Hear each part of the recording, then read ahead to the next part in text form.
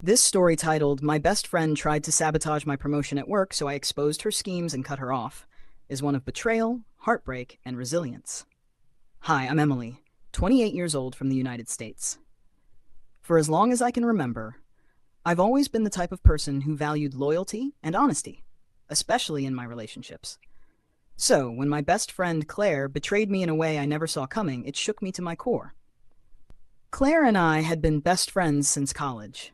We met during freshman orientation, and from that day forward, we were inseparable. Late-night study sessions, weekend road trips, venting about bad dates, we were there for each other through everything. Over the years, I trusted Claire more than anyone else in my life. Fast forward to the present. I work in marketing for a mid-sized company, and for the past year, I'd been eyeing a major promotion to team lead. It was the kind of opportunity that could elevate my career to the next level. And let's be honest, I'd worked hard for it. Claire, on the other hand, worked at the same company. She was in a different department, so while our jobs didn't overlap directly, we often saw each other in the office. It was comforting to have a friendly face at work, and I thought Claire was genuinely happy for me when I told her about my chances at the promotion. Or so I thought. Everything seemed fine at first. Claire was supportive, giving me pep talks, and reassuring me I was the obvious choice for the promotion. She even helped me practice for the presentation I had to give to my boss and the higher-ups, a presentation that would ultimately determine who got the job. The day of the presentation came, and I nailed it. I left the meeting feeling confident, certain that the promotion was mine. But then, little things started to happen that didn't quite add up. First, my boss, Sarah, started acting distant. She'd always been approachable and communicative, but now she barely made eye contact during meetings. When I asked for feedback on a project, her responses were short and curt, almost like she was annoyed with me. Then, rumors started swirling around the office. I heard whispers about how I wasn't a team player, and that I'd taken credit for someone else's work, both of which were completely untrue. I couldn't figure out where these rumors were coming from, but they were damaging my reputation. What hurt the most was that Claire seemed to be pulling away from me. She stopped joining me for lunch and became unusually vague whenever I tried to talk about work. It felt like she was hiding something, but I couldn't put my finger on it. One evening, after another awkward day at the office, I decided to confront Claire. We met up for drinks, and I told her everything about the rumors, Sarah's behavior, and how stressed I'd been feeling. I was desperate for her support, but instead of comforting me, Claire brushed it off. "Maybe you're just overthinking it," she said, avoiding eye contact. Her response felt off, but I didn't want to push her. I told myself I was just being paranoid. Then, a week later, I found out the truth, and it hit me like a ton of bricks. A week after that awkward conversation with Claire, everything finally came to light, and it was worse than I could have imagined. I was working late one evening, trying to salvage a big client project that had been unfairly criticized by my boss, Sarah. The office was mostly empty, except for the janitorial staff and a few other stragglers finishing up their work. As I was packing up to leave, I overheard two coworkers talking in the break room. "I still can't believe Emily is even being considered for that promotion," one of them said. After what Claire said, I'm surprised she's still here. My stomach dropped.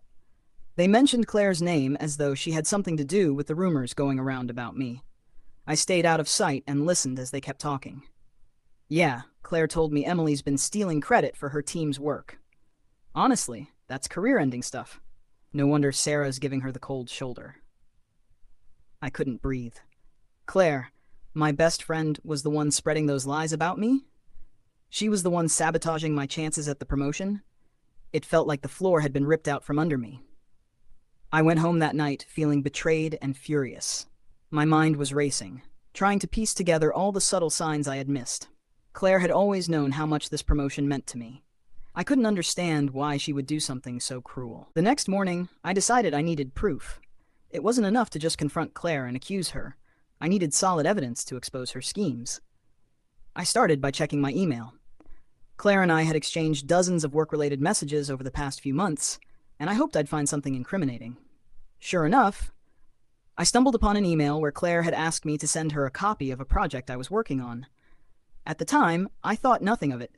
She'd claimed she wanted to learn from my process. But when I dug deeper, I found out that Claire had forwarded my work to another coworker and claimed it as her own. That coworker had then reported it to Sarah, thinking Claire was the one who'd done the work. It didn't stop there. I also found text messages between Claire and me where she'd subtly manipulated our conversations, steering me toward making decisions that could later be spun against me. For example, she once suggested I leave a particular task to a junior colleague, only to later tell others that I was lazy and dumped my responsibilities on the team. I was horrified. How long had she been plotting this? How long had my so-called best friend been working behind the scenes to ruin my career? But the most damning piece of evidence came a few days later. One of my coworkers, someone I'd always gotten along with, approached me in private. "Emily, I don't know if I should be telling you this," they said hesitantly, "but Claire's been saying some pretty nasty things about you. I didn't want to believe her, but after seeing how Sarah's been treating you, I thought you should know." They showed me a text message Claire had sent them, claiming I was arrogant and only cared about climbing the corporate ladder. Claire had even suggested that I'd cheated on a previous project to get ahead, which was a complete lie. I thanked my coworker for coming forward and promised I'd handle it. By now, I had all the proof I needed. I spent the rest of the week documenting everything: emails, text messages, and statements from colleagues who were willing to back me up. Once I had everything in order, I scheduled a meeting with Sarah. When I walked into her office, I was nervous but determined. I laid out all the evidence, explaining how Claire had been sabotaging me and spreading false rumors. Sarah was shocked. "I had no idea this was happening," she admitted. "I've been so busy with other things that I didn't take the time to question where these rumors were coming from." She promised to investigate further and assured me that my reputation would be restored. I left her office feeling a mixture of relief and sadness. While I was glad to clear my name, I couldn't shake the pain of knowing that Claire, someone I had trusted with everything, had betrayed me so deeply. That evening, I confronted Claire. I couldn't wait any longer.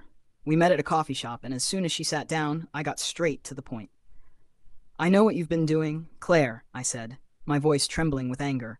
"I know you've been lying about me, sabotaging my career, and trying to ruin my chances at the promotion." Claire's face turned pale, and for a moment she didn't say anything. Then she tried to play it off like it wasn't a big deal. "Emily, you're overreacting," she said with a nervous laugh. "It's just office politics. Everyone does it." Her nonchalant attitude made my blood boil. "No, Claire. Not everyone lies and manipulates their best friend to get ahead.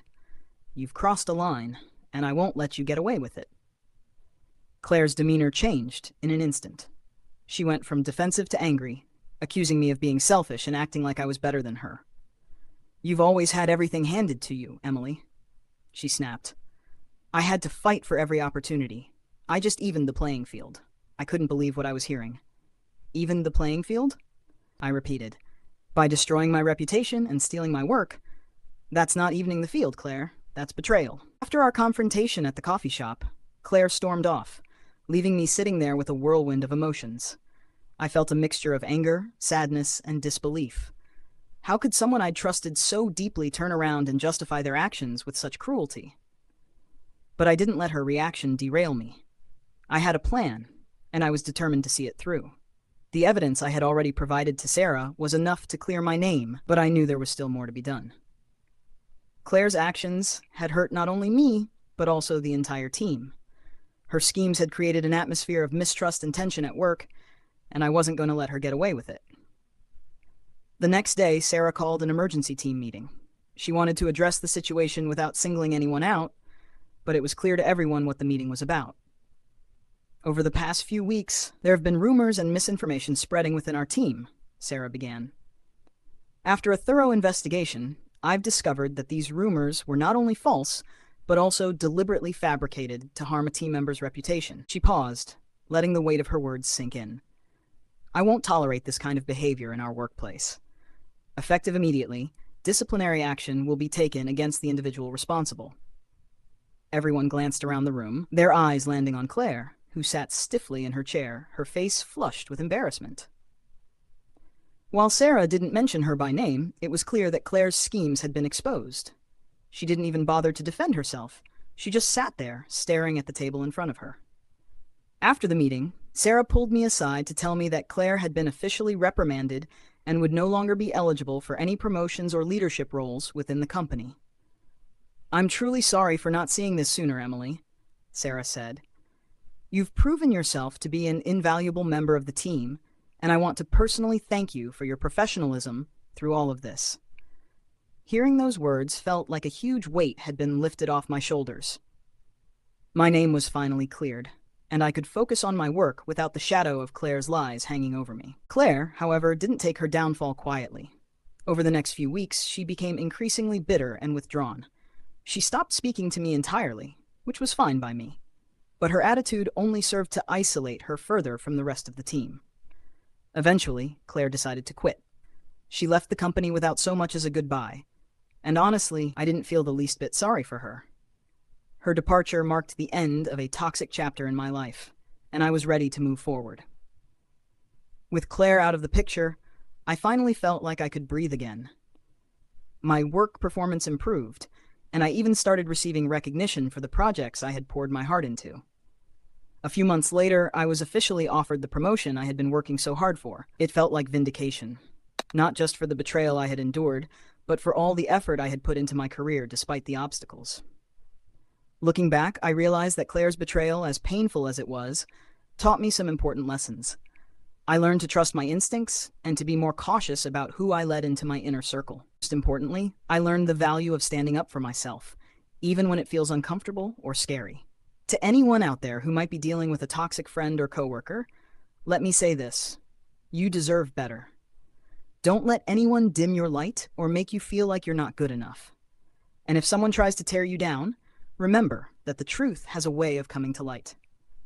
Thank you for watching my story. If you enjoyed this video, please like, share, and subscribe for more.